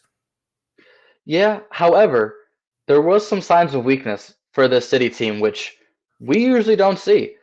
A late goal is very uncharacteristic of Pep Guardiola's men, the manager of Manchester City. However, this attack is more than strong enough to carry them, which it did against, I will say though, a pretty slumping Brighton team. Yeah, big. I definitely agree there. But yeah, uncharacteristic of the late goal and uncharacteristic of the late mental error there on the red card there from Akanji. Teaser, he's coming up later. All right, let's keep it rolling. Arsenal 2, Chelsea 2. Yes, Chelsea got us the upset on the tie, but yeah, 3 points lost. Blues took an early lead behind Cole Palmer's 15-minute pen. A 21-year-old taking penalties for your Blues. I'm just going to look at you on that one. And a 48th minute Murdoch goal. It was a cross. That was not a goal. He absolutely meant to cross it, but it was beautiful and it went into the back of the net, so it doesn't matter. Chelsea went toe-to-toe with Arsenal's midfield and had chances to stretch the lead further. But a costly Robert Sanchez mistake and a beautiful Declan Rice first time finishing in the side netting pulled the Gunners within 1 before Leandro Trossard pulled to back the point for the Gunners. Gunners do it again with substitutions. Oh, Drew, sometimes ties feel like wins and sometimes ties feel like losses. I know that doesn't make a lot of sense to our American fans who don't watch games that can tie. But man, sometimes when you don't have it and you get a tie, it feels amazing. But man, when you're winning and they come back, it hurts. How are you? If you would have asked me before the game, hey, if you could, would you take a 2-2 draw? I would say 1,000% this Arsenal team is good. We're not bad, but we're not there yet. I would. Not when I'm up to nothing. Come on. 2 Arsenal had nil. absolutely nothing going on dangerously in attack for the entire game up until that Robert Sanchez just gave the ball away. And then after that, they had the entirety of the momentum. Our attack was great, especially in the first 60 minutes, but that midfield and defense just could not handle the onslaught that Arsenal gave. Disappointing, yes, but taking a step back is an overall still a positive because this continues our momentum and our rebound from an awful last year and awful beginning of the season. So, am I very disappointed? Yes, but am I still excited and hopeful? 1,000%. I'll finish with on yours and then I'll recap Arsenal. Uh, if I gave you this result a month ago, you would have given your segment on the pod for it as you were using a training goal as your goal of the month. So if I told you then you were going to go toe to toe and go 2-2 with Arsenal, like you said, you'd have been like, yes, 100% lock it in, please. Like our bets, lock them in, even the Cincinnati one. Um, Arsenal, this is a game they don't get a point out of last year, especially towards the end of the campaign. So when in terms of our Arsenal in the championship push, this shows it. Yes, they are. They're for real. Speaking of Spurs, Tottenham 2, Fulham 0, the new big two of Spurs of Son and Madison keep Spurs top, a goal apiece. Spurs, not Spursing.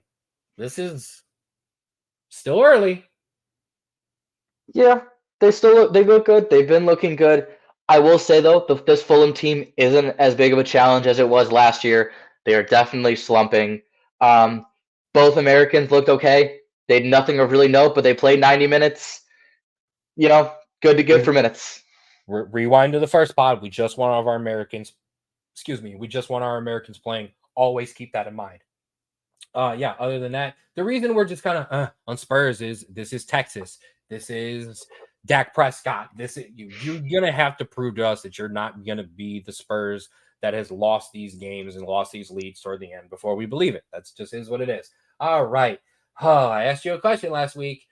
I couldn't really lose to Sheffield United, could I? Oh, we tried.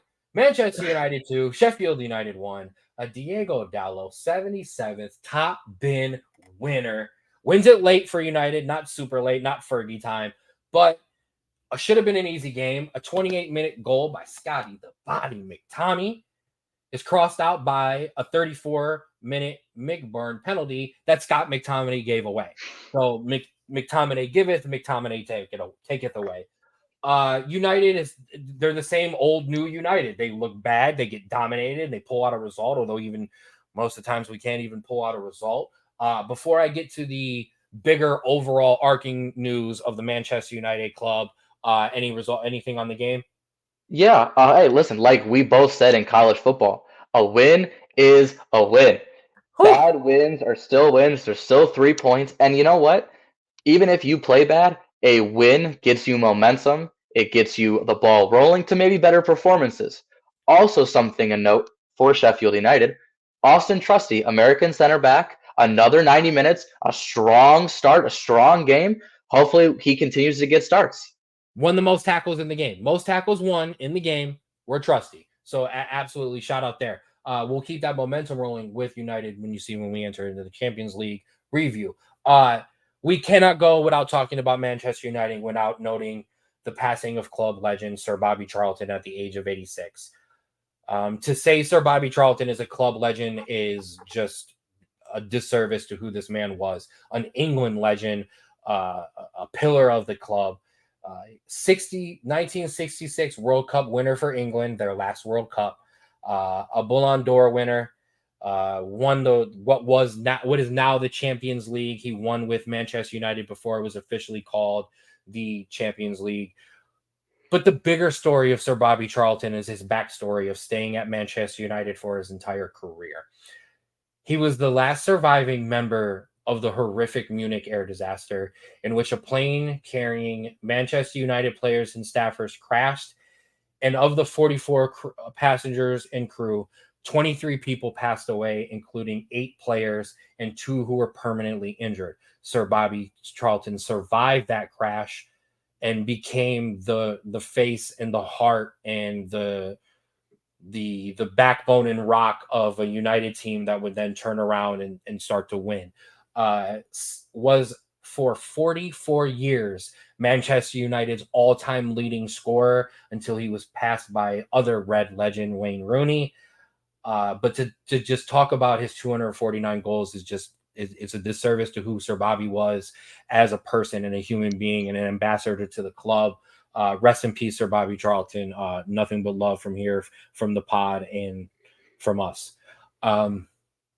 Awkwardly. Moving forward, let's get back to some games. Okay, Champions League review. Champions League, once again, top teams from around Europe get to compete, get to go. Let's hit some notable quick reviews from the games that were this past Tuesday and Thursday. Bayern Munich over Galatasaray 3-1. Yes, Byron's a little bit injured, but it doesn't matter. Munich is rolling. That's what Bayern does. Arsenal beat Sevilla 2-1. Seville 2-1.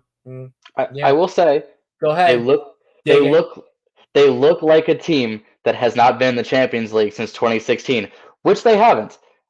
They won 2 early goals, but Sevilla really looked the more dominant team later in the game, especially, and it could have gone either way, honestly. So it's looking a little shaky there, honestly. And here becomes the difference sometimes, so you can at home focus in on the mentality here. We just talked about Arsenal would not have gotten this draw against Chelsea last year. They're in the title race, they're serious contenders. We switch over to the Champions League and we talk about who shaky performance. It doesn't always carry over, and you can see the nerves playing in the Champions League for them because of how important it is to win that competition. You could win the Champions League and finish 10th place in your league and your fans wouldn't care because we won the Champions League. That's how important it is. So you definitely see that. Real Madrid cruise, of course, over Braga 2-1. I mean, Madrid doing Real Madrid Champions League things just like Bayern Munich. Whew. Manchester United survive. If you've been with us the whole entire time, it's the same team from college.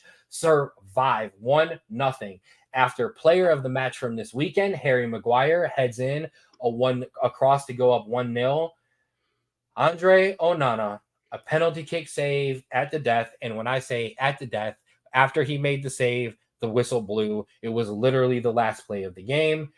They both, the 2 most criticized players on my team right now, Harry Maguire, Andre Onana, come through with the goal and the penalty save to win it and take Manchester United from being on the brink of potentially being booted from Champions League football to now potentially being able to make it into the knockout phase easily. So that's a big one there. Barcelona, 2-1 win over Shakhtar. 2 early goals from Torres and Lopez before Shakhtar pulled one back in the 67th minute. But honestly, Barca really never looked too threatened. I mean, they took care of that. Newcastle, a shout out to my goalie from high school, my goalie from college at Notre Dame. Yes, I used to actually play some soccer, not just talk on my side out of it. Big Newcastle guy, big Tunes guy. Was my goalie in college. He has endured a lot, so he deserves these Tuesday, Wednesday nights for Champions League. But they did lose 1-0 to Borussia Dortmund after their big win against PSG. So Newcastle hopefully looking to rebound. Anything there? Yes, Dortmund with the win, obviously. Gio Reyna, substitute appearance, only about 12, 13 minutes, but it's always good to get him in there, especially those big games. They trust him enough to come in late and really either seal the game off or defend and help. So that even if it's a little bit of time, it's still good to see.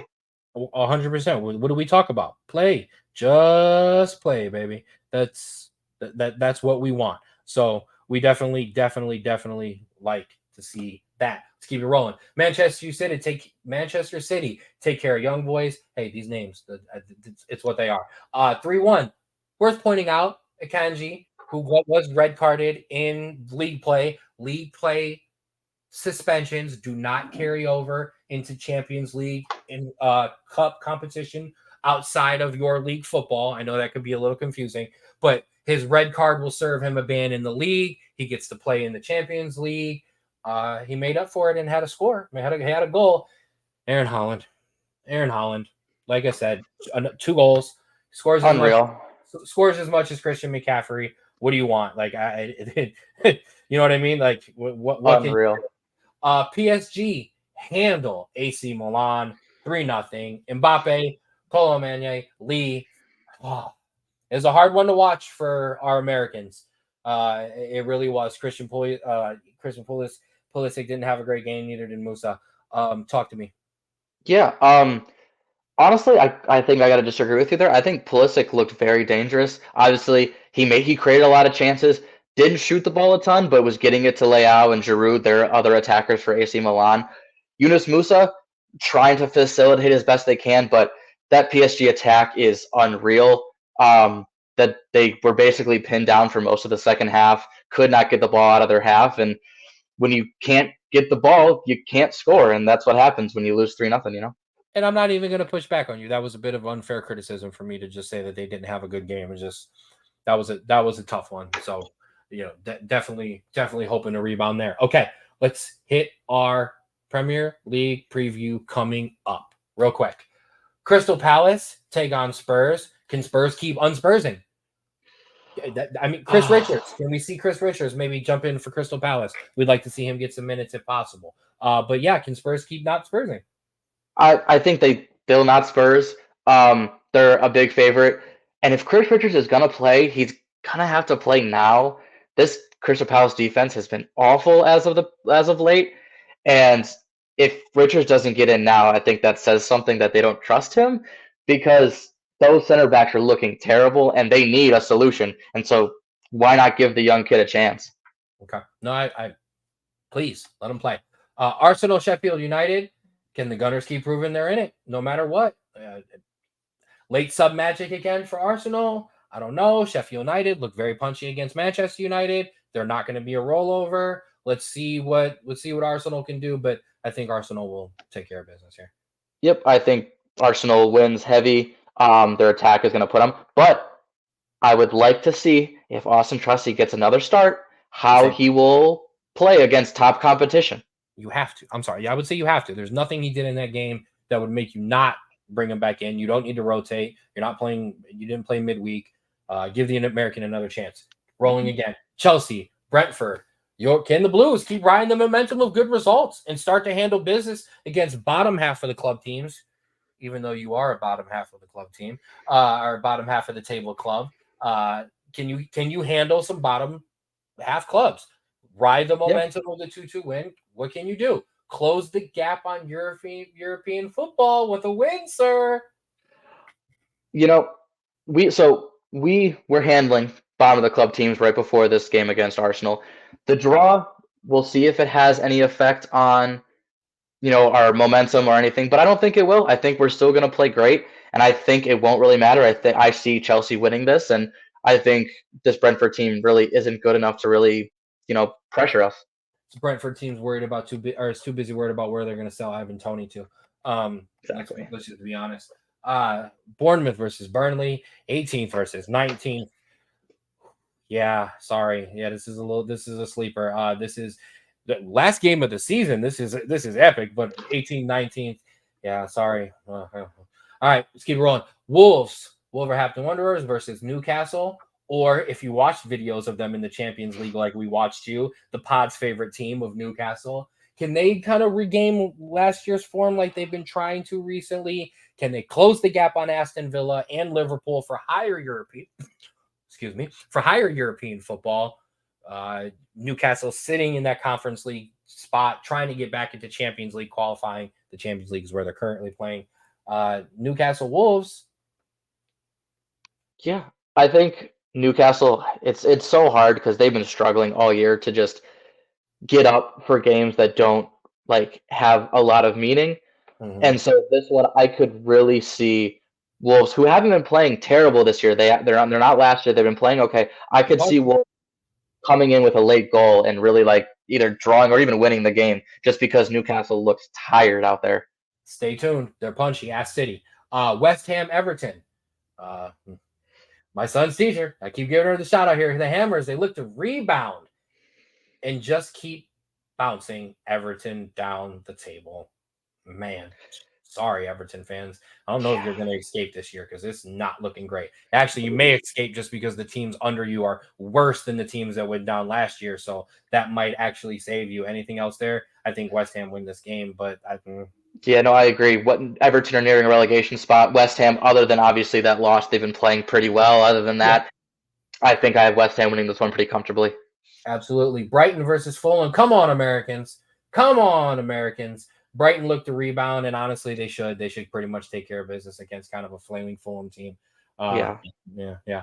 yeah, Aston Villa, Luton Town.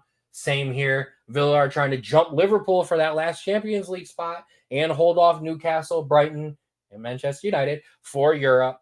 Luton Town, great story. Glad to have you up. It's going to be great to see you for the last second or for the second half of the season before you eventually make your way back down to Champions football. Sorry. Aston Villa take care of business big here. I know you agree on that one. Liverpool and Nottingham Forest.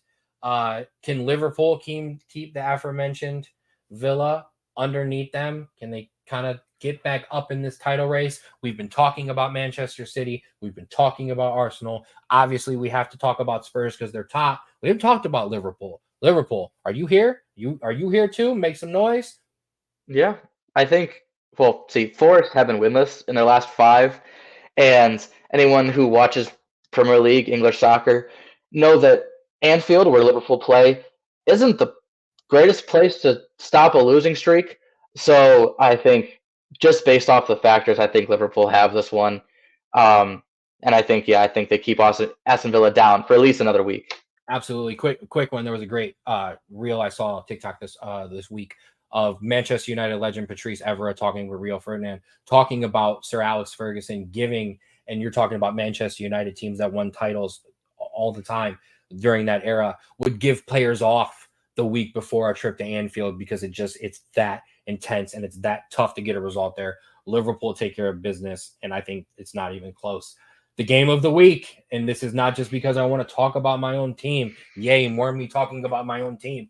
Nobody understands how much I actually hate watch my own teams. You do. So the Manchester Derby, Manchester City versus Manchester United, second versus eighth, but that literally means zero in this rivalry. 3-1 in the last 7 league derbies. 3 wins for City, 3 wins for United, and a tie. City come in not just the more informed team, even though United have technically won their last 3, and City have won 2 and drew 1. But City is City. United have been United.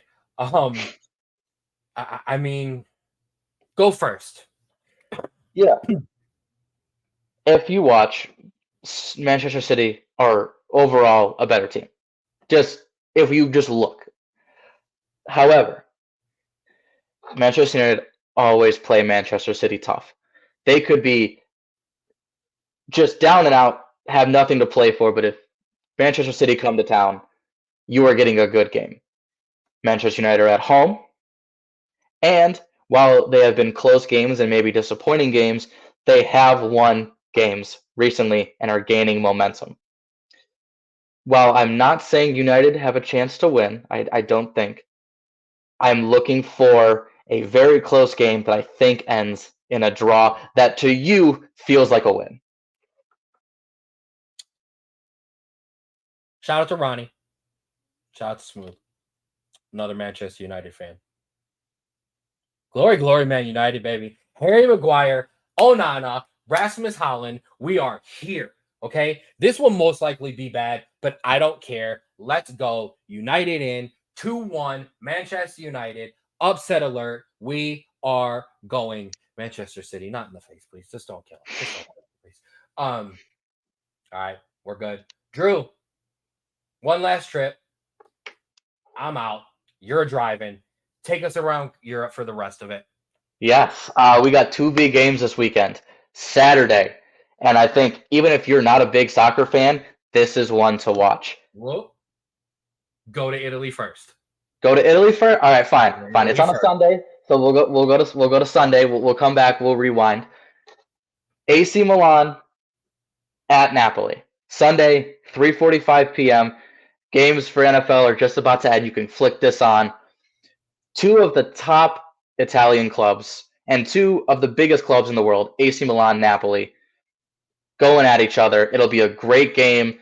However, if maybe you're saying, I don't want to watch just two random teams, like we mentioned, Christian Pulisic, Yunus Musa, always getting starts for AC Milan. If you want to watch some Americans play, that is a game to watch. You see it, Americans abroad. You see them up there. Touch it. Napoli, current title holders. They won last year. The Sassuolo, that's what it's called in Serie A. They won it. Milan are real challengers this year. This is a big game. All right, let's hit it. It's the biggest game in soccer. Okay, biggest game in football. It's why I saved it for last. It's why I jumped in on him. It is the El Clasico. It is Barcelona. It is Real Madrid. It is the best rivalry in soccer. I said it again. What more can I say? I mean, shout out to Jay-Z. What more can I say? If you watch, here's my bet. No, it's the El Clasico. Give me some, though we don't need it, give me a reason to watch El Clasico. Yes. So let's say you've never watched in your life and you want to get started. These are two teams that are not just the best Spanish teams, but could be argued are the best teams in soccer ever, just historically. They Real are. Madrid have the most Champions League trophies, which obviously, if you don't know that, that's the top in all of Europe. Barcelona have been a constant icon in soccer with the likes of Lionel Messi, Neymar, Ronaldinho, if you go back that far, and then if we go to Louis Figo, David Beckham, yes, Cristiano Ronaldo. These are the guys. Oh, those are some Madrid guys. But these are the guys who played in this game. The real Ronaldo, the original OG Ronaldo, and Cristiano Ronaldo. It's there. Here we're good. We're gonna move on to some bets. We're gonna continue to talk about the El Clasico because the El Clasico is in my bet page. Our last one. So those are the games to hit. Of those games that we talked about in the EPL, I put us together another beautiful 5-team parlay. Okay? Absolutely. You see it there on the screen. 5-teamer. Spurs, Chelsea, Arsenal, Aston Villa, Liverpool. Put them together. Another 5-teamer plus 434. Rock with it. I'm here for you. This is what I do for you. Okay? Now, if you want to big dog it, 5 ain't enough for you. Ken, we've been hitting our 5-teamers. Let's keep going. Sprinkle in some Newcastle, sprinkle in Brighton. That makes it a 7-teamer. You see the odds jump. It goes from 434 to plus 1333. Big money stuff. Ken, 7's not enough. We are hot. I am on fire. I want fuego. Put in Manchester City over my Reds. Look at that. Plus 2214. You want it? There it is. I gave you a little. I gave you big. I gave you a house payment. I don't know what else you want from me, okay? There's my bet on the El Clasico. That's why we awkwardly transitioned. You want my El Clasico bet? I bet if you watch it, you will absolutely enjoy it. If you already watch football, there's no question here you're tuning in. If you haven't watched, watch it. Those soccer jerseys that you see on the streets, the one that's kind of red and blue and stripes, that's the Barcelona team. The one that you see with the white and that big crest, that's Real Madrid. Those are the teams that the kids are watching. Check in and see this game if you haven't. I promise you, you'll like it.